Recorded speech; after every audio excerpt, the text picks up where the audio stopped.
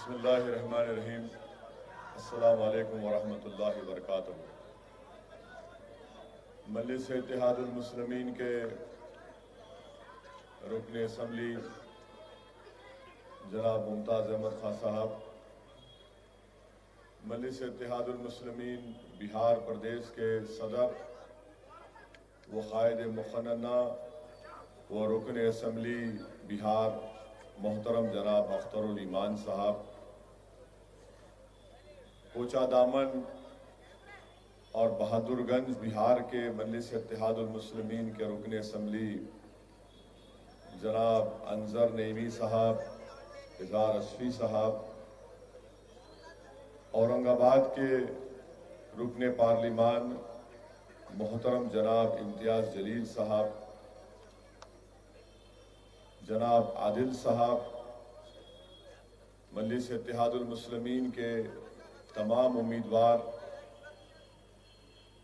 मेरे मजलिसी रुफ़क़ा, हाज़रीन इकराम, मेरे गयूर नौजवान साथियों और पसे पर्दा बैठकर सुनने वाली मेरी इज़्ज़तदार माँ और बहनों, बल्दी इंतखाबात की इंतखाबी मुहिम का ये आखिरी जलसा है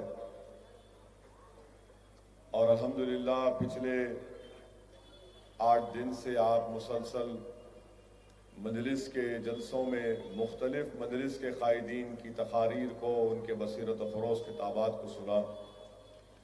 मैं आपके दरमियान में खड़े होकर कोई नई बात नहीं करूँगा, सिर्फ दोबारा आपको इस बात की याद दिला रहा हूँ कि 1 दिसंबर के दिन आप तमाम को, हम तमाम को अपने वोट का इस्तेमाल करना बेहद ज़रूरी है। पोलिंग परसेंटेज बढ़ाना ज़रूरी है और पोलिंग परसेंटेज अगर माजी की तरह रहेगा तो ये हमारे लिए ठीक नहीं है, जमहूरियत के लिए ठीक नहीं है। तो इसलिए मेरी गुजारिश है कि सुबह 7 बजे से आप सीधा पोलिंग बूथ को जाकर मजलिस के उम्मीदवारों की कामयाबी के लिए अपने वोट का इस्तेमाल करिए और इस बल्दी इंतखाबात में आपको बैलेट पेपर दिया जाएगा। बैलेट पेपर पर मजलिस का निशान पतंग देखकर वहां पर आपको मोहर लगाना है और उसको मोड़कर एहतियात से फोल्ड करके जो बैलेट का डब्बा है, बॉक्स है, उसमें आपको अपना बैलेट पेपर डालना है।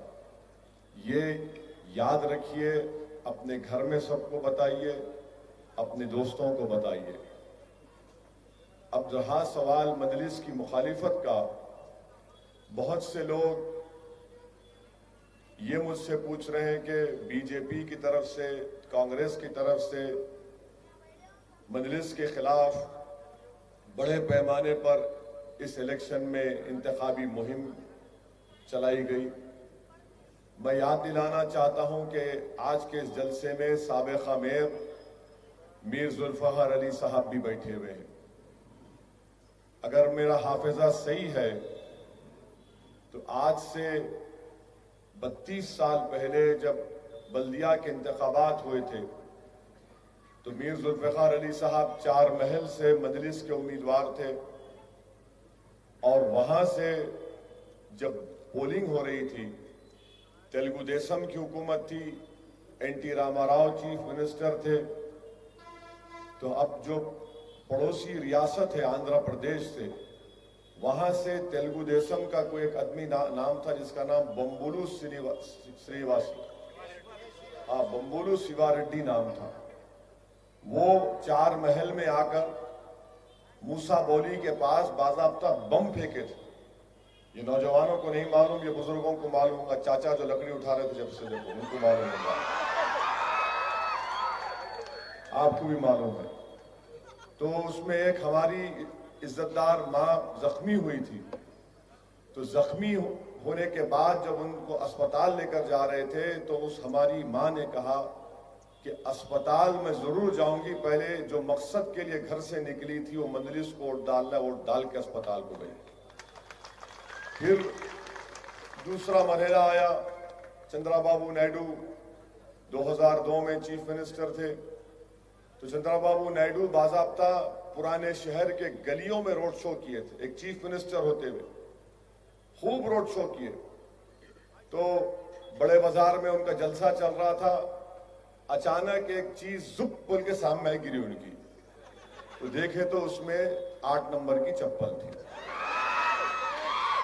तो चंद्रबाबू नायडू भी आए थे, पूरी ताकत के साथ उन्होंने इंतखाबी मुहिम चलाई थी, मगर अल्हम्दुलिल्लाह अल्लाह ने मजलिस को कामयाब किया। तो ये मजलिस के लिए कोई नई बात नहीं है। हमेशा हमसे मुकाबला करने के लिए पूरे बातिल ताकतें अपनी ताकत लगाते हैं, पूरा मुत्तहिद होकर आकर मजलिस से इंतखाबात में मुकाबला करते हैं।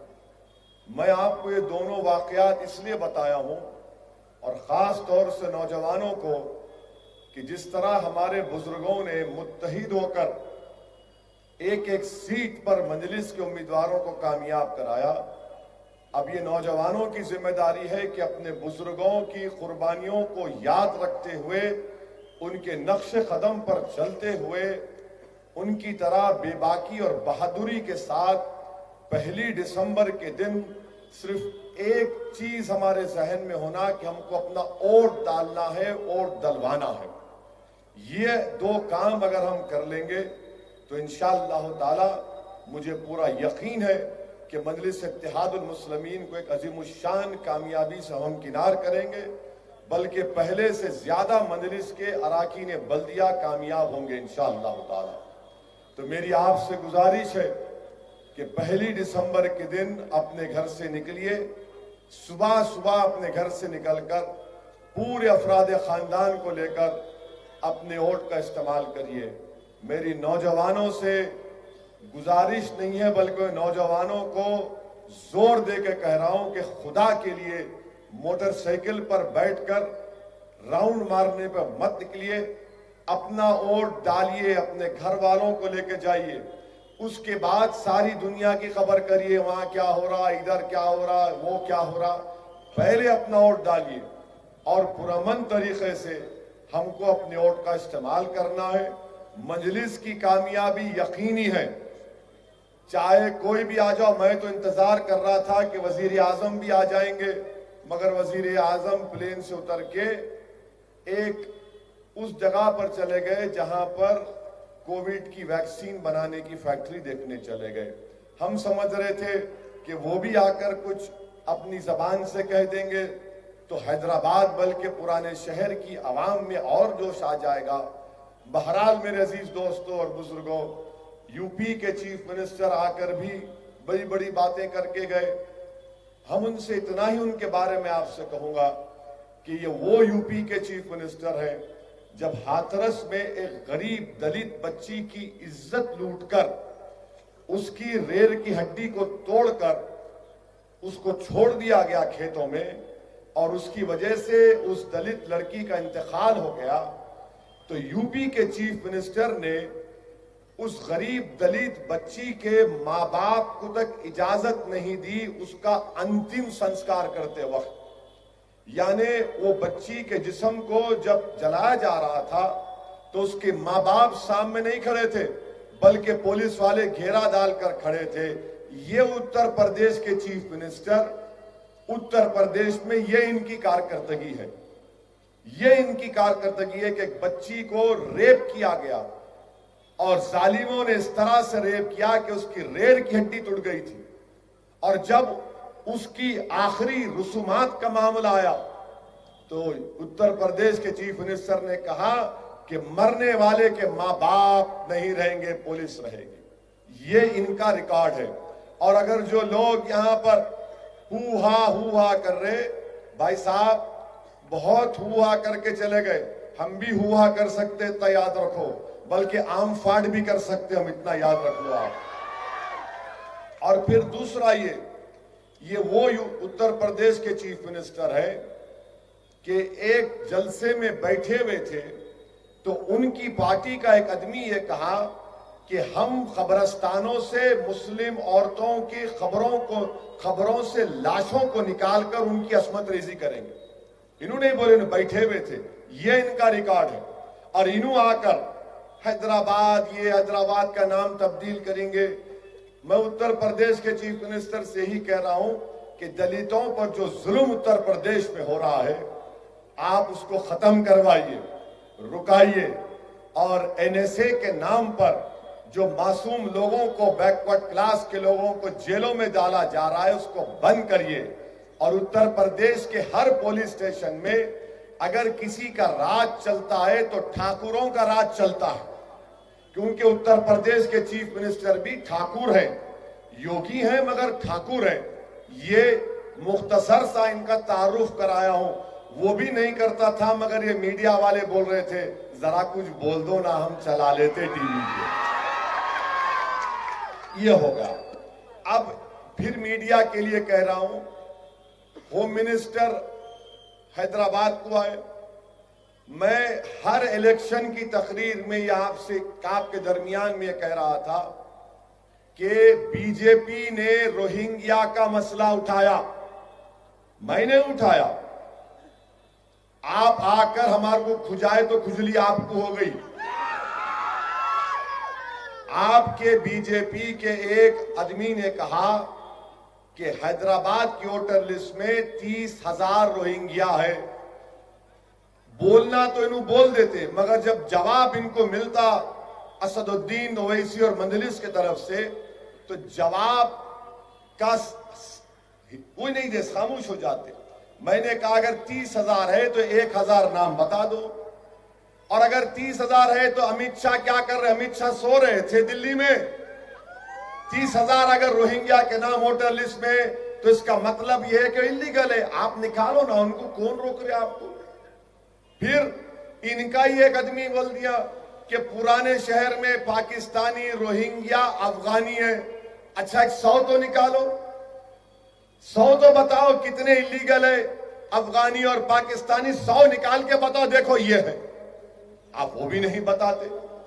अब होम मिनिस्टर ये बोल रहे नहीं मेरे लिख के दो मेरे को, मैं कहीं को लिख के दूंगा।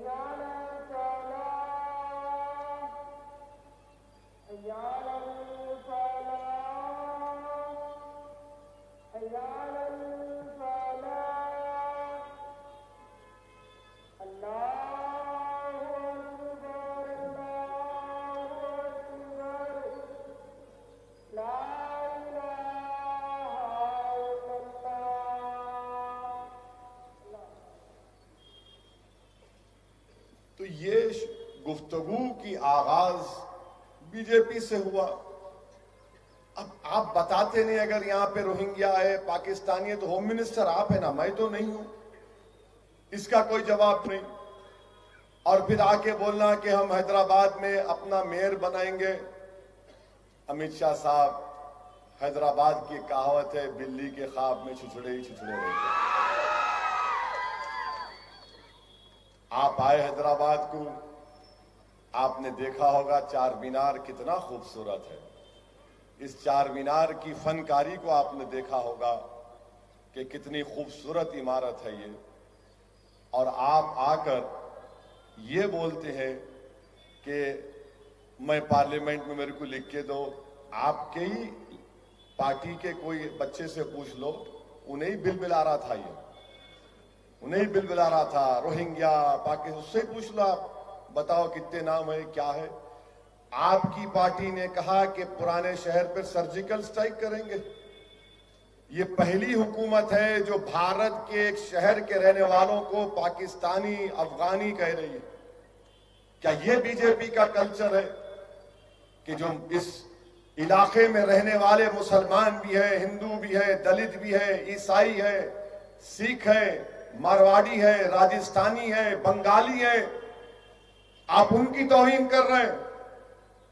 इंशाअल्लाह ताला ये पुराने शहर की आवाम इस तौहीन का जवाब 1 दिसंबर को देगी और बताएगी कि ये जो सर्जिकल स्ट्राइक की आप बात कर रहे थे ना, हम डेमोक्रेटिक स्ट्राइक करके दिखाएंगे बीजेपी के खिलाफ 1 दिसंबर को इंशाअल्लाह ताला।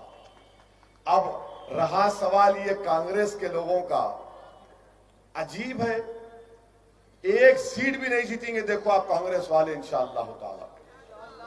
एक आदमी बोलता मैं वोट काट रहा हूं, एक आदमी बोलता इन्हों ये बोल रहे, दूसरा बोल रहा जहां असद भाई नहीं हमको दे दो। हा? मैं मरद नहीं, मेरा भाई मरद। हा? ये कब तक तुम लोगों में इत्तेहाद नहीं? एक बोल रहा मेरे खिलाफ, दूसरा ये बोल रहा। अने एक असदुद्दीन ओवैसी और मजलिस के एमएलए खड़े हुए हैं, अतराफ में बीजेपी, कांग्रेस, टीआरएस भाग रहे, हम लोग खड़े रह के देख रहे। खेलो बेटा अट्ठा छम्मा, खेलो खेलो, देखेंगे तुम्हारा सदका फिर रहे हमारे। मजलिस मजलिस मजलिस मजलिस। अरे कोई तो हैदराबाद की बात करो। हैदराबाद में सबसे बड़ा मसला पोल्यूशन का हो गया, मालूम आपको? जो लोग मोटरसाइकिल चलाते हैं उनको मालूम होगा कि घर जाकर जब नाक साफ करते तो इतनी कालिक निकलती नाक में से। पोल्यूशन की बात करना है, पोल्यूशन को कंट्रोल करना है, तो इन्हों हिंदू मुस्लिम का पोल्यूशन क्रिएट करना चाह रहे बीजेपी वाले। 6.5 साल से हैदराबाद में अमन है। मैं फिर से पूछ रहा हूं बीजेपी के लोगों से कि 2019 से अब तक बीजेपी ने हैदराबाद के लिए कितने पैसे दिए? सैलाब जब आया तो बीजेपी ने कर्नाटका को पैसे दिए, हैदराबाद को क्यों नहीं दिए? कर्नाटका में करोड़ रुपए दिए, हैदराबाद में एक पैसा नहीं दिए। ये जो 10,000 रुपये हैदराबाद की आवाम को मिले वो मजलिस ने नुमाइंदगी की थी चीफ मिनिस्टर से। अगर मिलते पैसे मरकज से, नरेंद्र मोदी की हुकूमत से, तो कम से कम एक गरीब को 80,000 से 1 लाख रुपया मिलता था। मगर हैदराबाद से नफरत बीजेपी को है। जब ये मसलों को हम उठाते हैं तो बीजेपी आ जाती जिन्ना के ऊपर, बीजेपी आ जाती टेररिज्म के ऊपर, बीजेपी आ जाती फुला कल्चर के ऊपर। आखिर बीजेपी ने हैदराबाद के लिए क्या किया मरकज में रहकर? इसका कोई जवाब नहीं है। तो बहरहाल अजीज दोस्तों और बुजुर्गों, मुझे आपसे ही दरख्वास्त करना है कि डरने और घबराने की जरूरत नहीं है।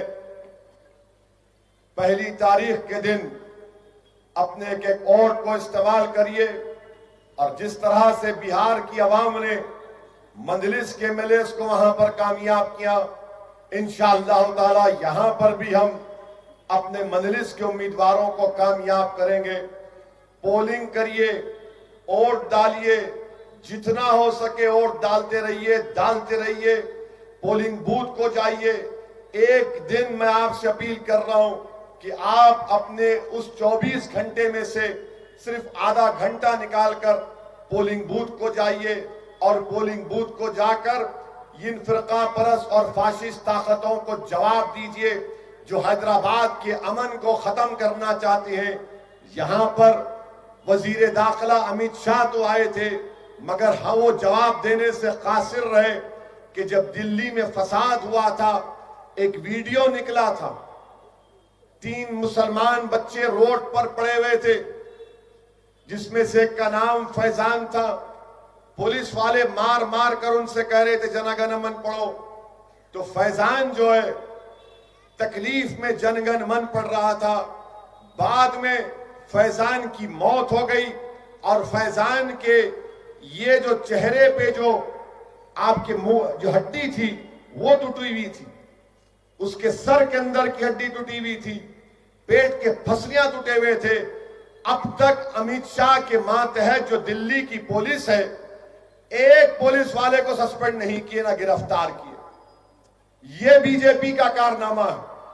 दिल्ली में फसाद हुआ, 20 से जायद मजहबी इबादत गाहों को डैमेज किया गया या जला दिया गया।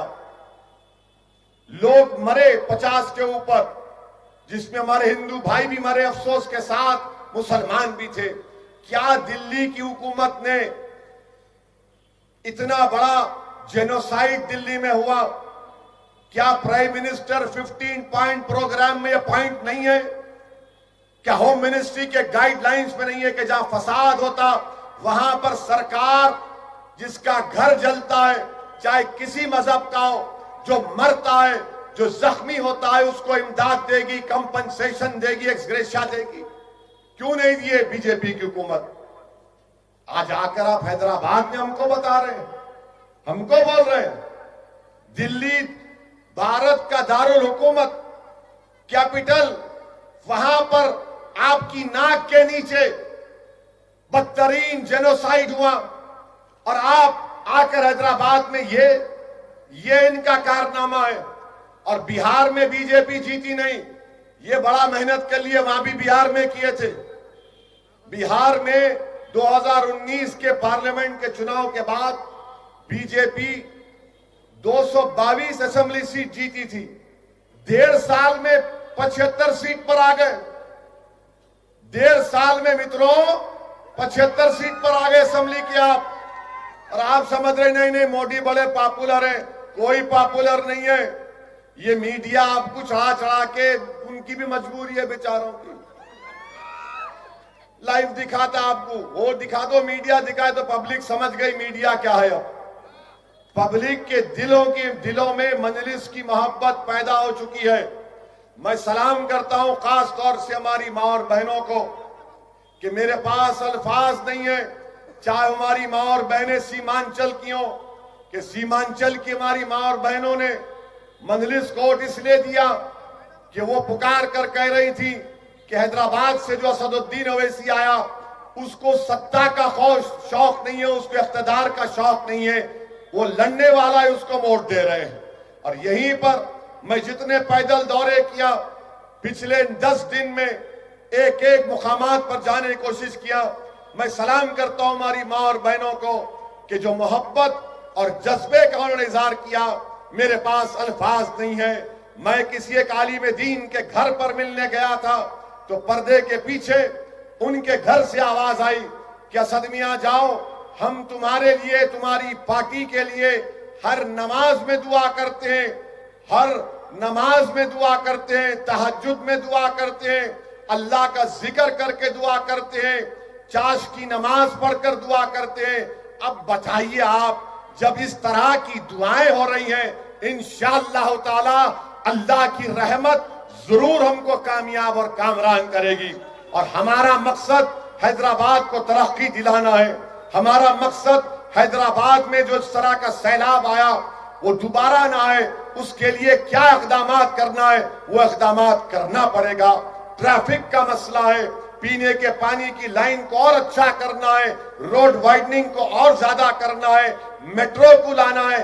ये तमाम काम मजलिस के, मजलिस ये काम करना चाहती है और बीजेपी सिर्फ नफरत की बात करती है। आईटी का ऐसा करेंगे, फुला करेंगे। अरे दिल्ली दारुल हुकूमत है, होम मिनिस्टर साहब, वहां पर आपने फसाद को नहीं रोक पाए।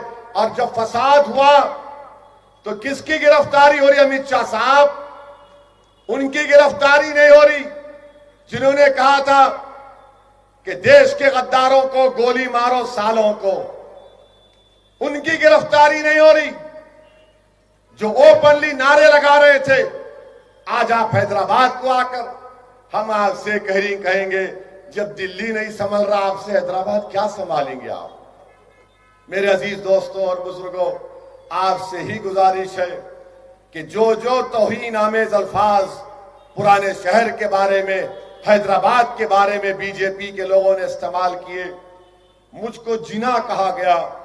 आप बताइए कि मजलिस एक सियासी जमात है, हम लोग सियासत में हिस्सा लेकर, जमहूरियत के दायरे में रहकर जमहूरी तरीके से हुकूक हासिल कर रहे हैं, तो जिना कहते हैं। इसका जवाब आपको भी देना है।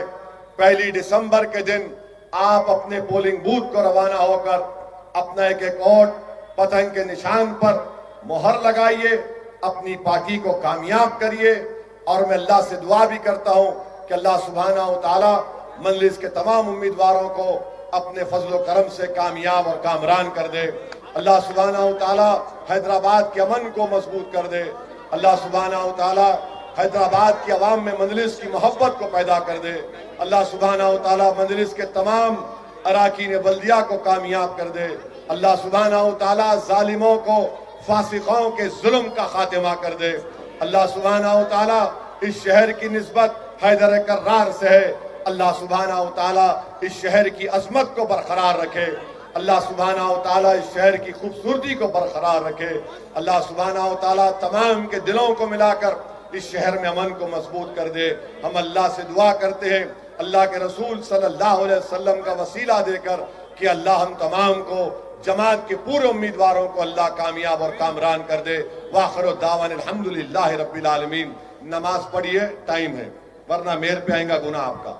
नमाज पढ़ो, 2 मिनट वजू करके, अभी टाइम है सर की नमाज पढ़ के टीटा करके निकलो आप। चलो, सलाम वालेकुम।